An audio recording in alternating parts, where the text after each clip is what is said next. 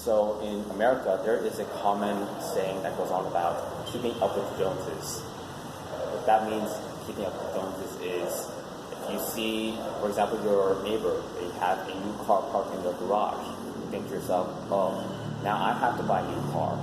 Or maybe you see that same neighbor walking around town with a new smartphone in hand, the latest and greatest iPhone.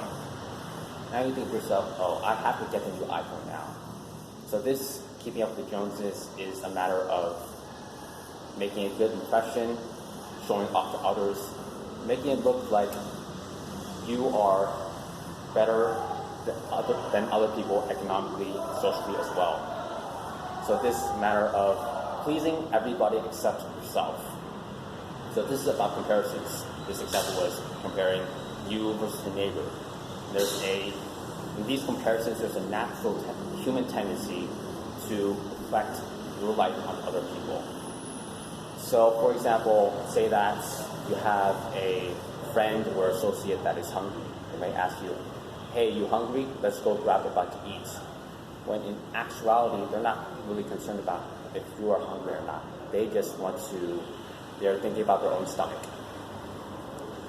Another example would be, say, for example, that same associate, they ask a pleasantry to, it's like, how are you? When in reality, most of the time, people don't really care how you're doing. What they really want is for you to ask about them, how they're doing. Many times they'll go on and on about their day. So a more deep example, say talk about immigrants from Asia. They move to a developed country. I'm going to use the US, for example. Say that since Asia was such a tumultuous place in most of the 20th century, when these Asian immigrants, they move to the US, they have children. Many of them want their children to go to college. Many times that reason being, they themselves, they never had the opportunity to pursue higher education, maybe even secondary education. So it's only natural for a parent to want to give their children what they never had. So in that sense, since these parents did not have this opportunity when they were young, they are going to live their lives through the eyes of their children. And that's where the conflict of interest takes place.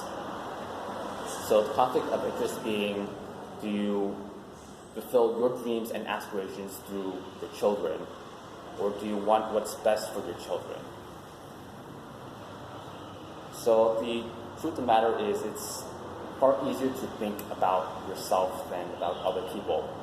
This comes from our basic survival mechanism of needing food, water, shelter. You have to take care of that first before you can help other people. So something more concrete in our modern age. Say, for example, you're on a plane. Flight attendants always tell you if there is an emergency and the oxygen mask drops down, you put on yours first before you help your child, because this is a primitive need. We all need to breathe. There is a difference between these primitive needs of food, water, shelter, versus more tertiary needs, such as, we'll call them aspirational desires. So we have primitive needs such as food, water, versus aspirational desires such as your career goals and your dreams. So in terms of your career goals and your dreams, these thinking of yourself first, that doesn't apply. And the true mark of maturity comes when you recognize that the dreams and aspirations of those you love, they are not your own. They have their own dreams and aspirations, their own career goals. So in these dreams and aspirations, it's best to see past what you need, such as wanting your kids to go to college, and focus on what they actually want.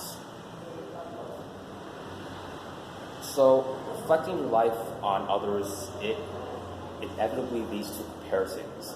So again, using the example of Asian immigrant parents saying, oh, when I was your age, I didn't have these opportunities. You should take advantage of them. Oh, when I was your age, I never had this, and so on and so forth. Comparing your life to other people. And as Teddy Roosevelt put it, he said, comparisons are the thief of joy. So another way, so your life is different than other people. Like, we all need food, water, shelter, but beyond that, our lives are different. We have our own dreams, our own goals, our milestones that we want to reach. And something a bit more concrete in my own case, before I left America, I remember something that I wanted to tell my late father was, you had your shot at life, now I'm going to take mine.